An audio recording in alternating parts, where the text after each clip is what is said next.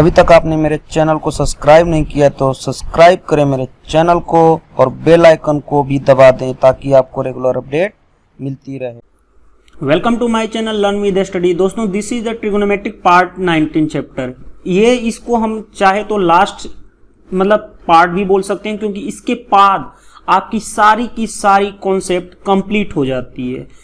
अब आप अभी तक पार्ट 1 से लेके पार्ट 19 तक नहीं देख पाए हैं, यानी कि पार्ट 18 तक, तो आप जरूर देख लें ताकि आपको ट्रिगोनोमेट्री के कोई भी क्वेश्चन एग्जाम में, एसएससी एग्जाम्स में जो आएंगे वो आपसे 2 से 3 सेकेंड में बन जाएंगे। अगर आप मेरे पूरे वीडियो को फॉलो करते हैं तो टोटली मैंने कम से कम में प्रोक्स 80 क्वेश्चन तो आपको करा ही दिया होऊंगा जो पार्ट 1 से देखे होंगे पार्ट 19 तक। तो ये लास्ट कॉन्सेप्ट सिर्फ बचा हुआ था, जिसमें था मैक्सिमा एंड मिनिमा का कॉन्सेप्ट विथ ट्रिक्स कि 2 से 3 सेकेंड में कैसे क्वेश्चंस को सोल्व कर सकते हैं। तो इसीलिए मैंने ये लास्ट पार्ट रखा था कि मैक्सिमा एंड मिनिमा से भी क्वेश्चंस आते हैं।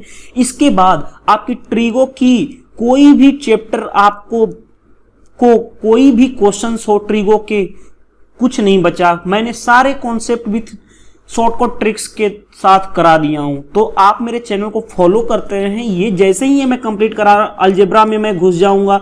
अलजेब्रा स्टार्ट कर चुका हूं, पार्ट 1 और पार्ट 2 ऑलरेडी कर चुका हूं। उसके बाद मैं ज्योमेट्री स्टार्ट कर देता हूं, ताकि आपको जो एडवांस मैथ की कम से कम प्रॉब्लम है, जो लोगों को डर लगता है, वो एसएससी सीजीएल 2017 तक आपका कंप्लीट हो जाए और आप यहां से क्वेश्चंस आते हैं तो आप 100% बना के आए क्वेश्चंस को। तो देर नहीं करते हम स्टार्ट करते हैं अपने मैक्सिमा एंड मिनिमा के कॉन्सेप्ट को। और मैं अभी तक आपको बता दूं कि जो लोग भी इस चैनल पे नए हैं, प्लीज आप मेरे चैनल को सब्सक्राइब कर लें ताकि आपको रेगुलर अपडेट मिलती रहे।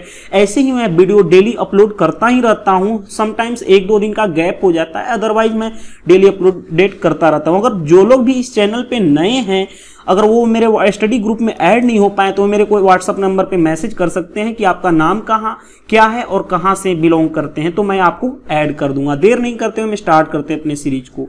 तो टर्म आती है मैक्सिमा एंड मिनिमा कॉन्सेप्ट का। मैक्सिमा एंड मिनिमा का मतलब क्या है कि साइन, जहां भी साइन थीटा दिखे, यानी उसकी मिनिमम वैल्यू होती है -1 और मैक्सिमम वैल्यू होती है +1। ठीक है, उसी तरह कॉस थीटा होगा, कॉस थीटा की मिनिमम वैल्यू -1 और मैक्सिमम वैल्यू +1 होती है। यानी कि साइन थीटा हो या कॉस थीटा हो, उसकी मिनिमम वैल्यू तो होती है -1 और मैक्सिमम वैल्यू होती है तुम्हारी +1। ठीक है, उसी को मैंने 1 लिख दिया। उसी तरह जहां भी दिखे तुम्हारा sine theta into cos theta, उसकी मिनिमम वैल्यू होती है -1/2 और मैक्सिमम वैल्यू होती है 1/2। यानी कि साइन थीटा और कॉस थीटा दोनों मल्टीप्लाई में आ जाएं तो इसकी मिनिमम वैल्यू होती है -1/2 और मैक्सिमम वैल्यू होती है 1/2। ये सब चीजों को याद होनी चाहिए आपको। समटाइम्स एग्जाम में डायरेक्टली क्वेश्चन एसएससी एग्जाम में पूछा जाता है। कुछ और भी एक्सप्रेशन है जिसका कह लो, फार्मूला कह लो या एज ए कॉन्सेप्ट कह लो, उसको बताने के बाद मैं आपको एसएससी के भी क्वेश्चन कराऊंगा जो आपको प्रीवियस ईयर के आए हुए हैं। उसके बाद देखना कि आप कैसे 1 सेकेंड 2 सेकेंड्स में क्वेश्चन को कर सकते हो, क्योंकि मेरे को बताना होता है इसलिए मैं 1 से 2 मिनट ले लेता हूं। अदरवाइज मेरे को तो मैं तो ओरली कर सकता था इन सभी क्वेश्चंस को। जैसे देखो, कुछ एक्सप्रेशन है। एक्सप्रेशन का मतलब क्या है कि जैसे देखो, सिंपल सा चीज है कि अगर इस फॉर्म में आ जाए आपको, जहां कहीं भी देखे a sin theta plus b cos theta, तो उसकी मिनिमम वैल्यू होती है -√a² + b² और मैक्सिमम वैल्यू होती है +√a² + b²। यानी सिंपल सा चीज है हमारे पास कि सिर्फ हमको करना क्या होगा, √a² + b², अगर मिनिमम पूछता है तो माइनस लगा देंगे और मैक्सिमम पूछता है तो प्लस लगा देंगे। ठीक है, जैसे for example 2 sin theta plus 3 cos theta, इसका बोल दिया कि मिनिमम और मैक्सिमम वैल्यू निकालो। फॉर हमने एग्जांपल ले लिया, तो इसका कर लो √a² + b² कर लो, a² + b² करो, a² + b² यानी कि 4 + 9 यानी कि √13। तो इसकी मिनिमम वैल्यू हो जाएगी -√13 और मैक्सिमम वैल्यू हो जाएगी क्या तुम्हारी +√13। सेम अगर ये तो फर्स्ट कॉन्सेप्ट था, सेम कॉन्सेप्ट अगर आ जाता है कि a sin² theta plus b cos² theta, तो इसकी मिनिमम वैल्यू क्या होगी और मैक्सिमम वैल्यू क्या होगी। मैंने लिखा हूं कि smaller among A and B, मतलब ए और बी में जो छोटा होगा वो उसका कहलाएगा मिनिमम वैल्यू, और जो इन दोनों में बड़ा होगा वो कहलाएगा आपका मैक्सिमम वैल्यू। तो वही मैंने लिखा हुआ, स्मॉलर वाले पोर्शन ए और बी में जो भी होंगे उसको बोलेंगे मिनिमम, और ग्रेटर वाले पोर्शन को बोलेंगे मैक्सिमम। जैसे फॉर एग्जांपल ले लो 2 sin square theta plus 3 cos square theta. अब इसका मिनिमम वैल्यू देखो, मिनिमम वैल्यू क्या होगा, इन दोनों में कौन सा स्मॉल है 2, तो 2 मिनिमम वैल्यू हो गया, और मैक्सिमम वैल्यू कौन सा हो जाएगा 3। तो ये तुम्हारा रहा कॉन्सेप्ट ये ही दो है कि अगर a sin theta plus b cos theta आ जाए तो उसका मिनिमम और मैक्सिमम वैल्यू ये होता है। उसी तरह सेकेंड, अगर a sin square theta plus b cos square theta आ जाए तो इनमें हम चेक कर लेंगे कि उसका मिनिमम और मैक्सिमम वैल्यू कौन होगा। जो छोटा पोर्शन होगा वो मिनिमम होगा, जो बड़ा होगा वो मैक्सिमम होगा। नेक्स्ट कुछ टर्म्स ऐसे भी आ जाते हैं, जैसे देखो sine A sine n theta plus B cos n theta. देखो साइन थीटा अपोजिट होता है, रेसिप्रोकल होता है कोसेक थीटा। याद करने का तरीका, कोस थीटा और सेक थीटा एक दूसरे के रेसिप्रोकल होते हैं, टैन थीटा और कोट थीटा एक दूसरे के रेसिप्रोकल होते हैं। यानी इस फॉर्म में क्वेश्चन आता है A sine n theta plus B cos n theta, तो इसकी मिनिमम वैल्यू जो होती है वो होती है 2 मल्टीप्लाई रूट ए बी, और मैक्सिमम वैल्यू तो इनफाइनाइट होती है। बट एग्जामिनर मैक्सिमम वैल्यू नहीं पूछेगा क्योंकि सभी को पता होते हैं कि मैक्सिमम वैल्यू क्या होती है, इनफाइनाइट। उसी तरह अगर ए सेक एन थीटा हो, सेक और बी कोसेक एन थीटा हो, तो इसकी मिनिमम वैल्यू होती है, ये होती है मिनिमम वैल्यू इसकी अंडर रूट ए प्लस अंडर रूट बी का होल स्क्वायर, और मैक्सिमम वैल्यू होती है इनफाइनाइट। तो ये चीजें याद, ये तो चीजें 3 आइडेंटिटी ऐसे ही याद रख लोगे कि साइन कॉस का कॉस सेक का रेसिप्रोकल होता है और टेन कॉट का रेसिप्रोकल होता है। उसकी मिनिमम वैल्यू होती है 2 रूट ए बी और मैक्सिमम वैल्यू इनफाइनाइट। और ये जो होती है A sec n theta plus B cosec n theta, इसकी मिनिमम वैल्यू होती है ये और मैक्सिमम वैल्यू होती है ये। क्वेश्चन हम देखते हैं जो एसएससी एग्जाम में आए हुए हैं।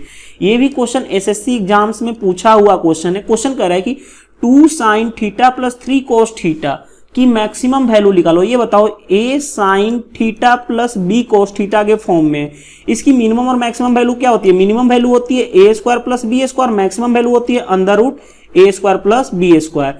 ये होता है मिनिमम और ये होता है क्या, मैक्सिमम। तो अब कर लो इसका अंडर रूट करो, 2 का स्क्वायर 4 प्लस 3 का स्क्वायर 9, यानी कितना हो गया रूट 13।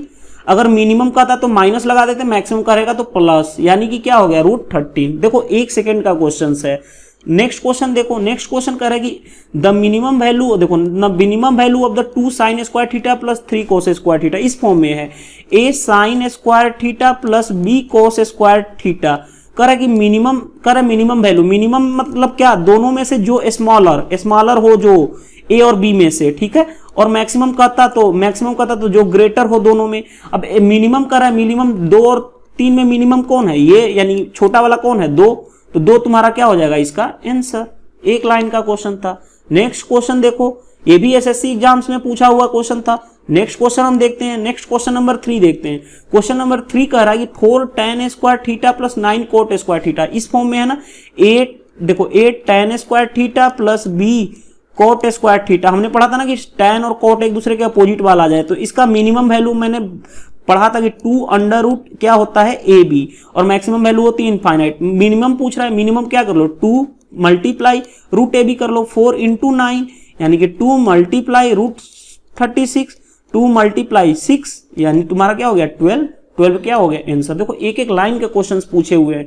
नेक्स्ट क्वेश्चन कर रहा है कि देखो ये वाले बेस्ट पे क्वेश्चन है 16 sec square theta plus cosec square theta. ये बताओ इस पे क्वेश्चन है ना।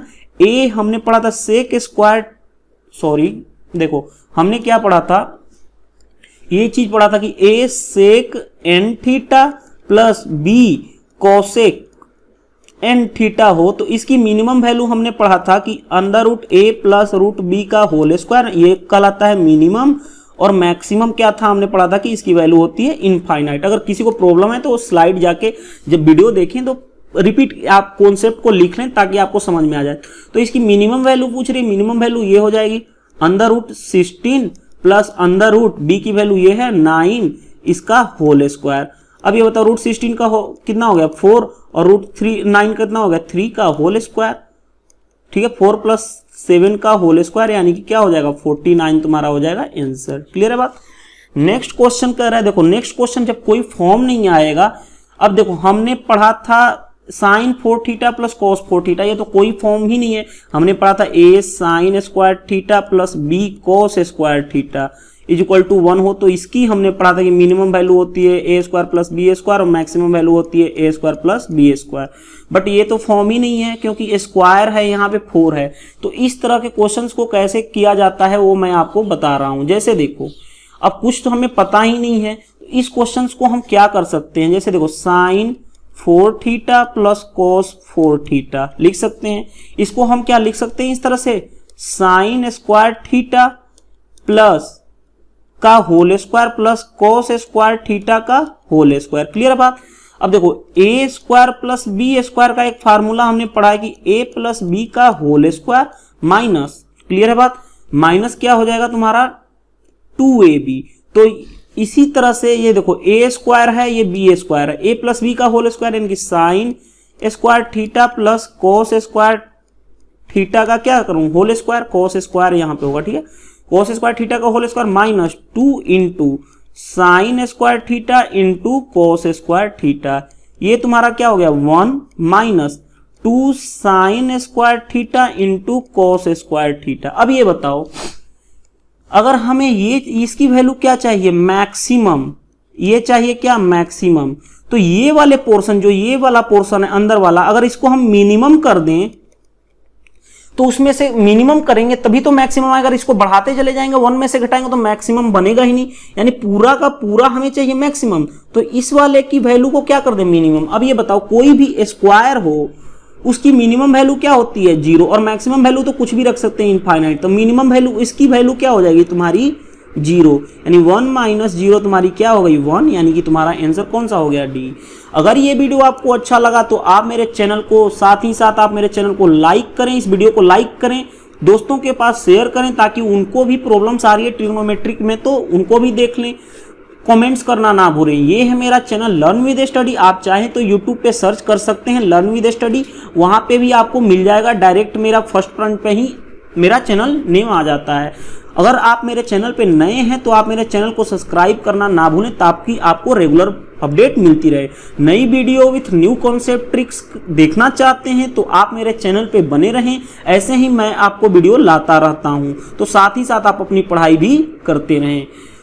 अगर ये मैंने टोटल पार्ट 1 to पार्ट 19 में 19 यानी कि 1 to 19 पार्ट मैं ट्रिगो का कंप्लीट कर चुका हूं। ये कंप्लीट एक सीरीज हो गई। इसके बाद अब ना तो कोई कॉन्सेप्ट आपका बचा ना ही क्वेश्चन आपसे छूटने वाले हैं एसएससी के एग्जाम में, तो आप इस चैनल पर बने रहें। अब मैं स्टार्ट करने जा रहा हूं अलजेब्रा। अलजेब्रा में भी मैंने 2 पार्ट ऑलरेडी बना चुका हूं, तो आज मैं ट्राई करूंगा कि 6 पार्ट तक कंप्लीट कर दूं। और साथ ही साथ अगर आपका डिमांड रहा तो मैं ज्योमेट्री भी अप्लाई करूंगा। कितने लोगों को ज्योमेट्री की में प्रॉब्लम हो रही है वो मेरे को कमेंट्स बॉक्स में लिख के मैसेज करें ताकि मैं ज्योमेट्री सीरीज भी स्टार्ट कर सकूं।